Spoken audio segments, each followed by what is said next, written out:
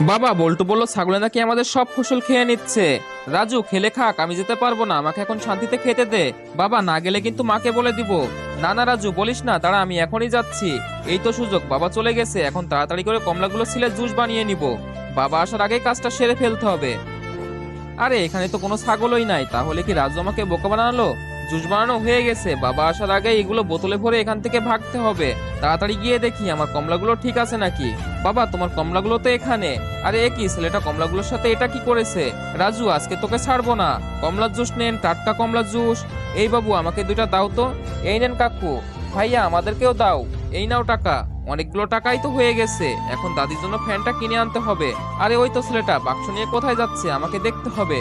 আরে রাজু এখানে কি করছে? দাদি এই দেখো তোমার জন্য ফ্যান এনেছি, তোমাকে আর গরমে কষ্ট করতে হবে না। কিন্তু দাদু ভাই, এরা তো লাইক সাবস্ক্রাইব করলো না। না দাদি, ভালো মনের মানুষরা ঠিকই করে দিছে।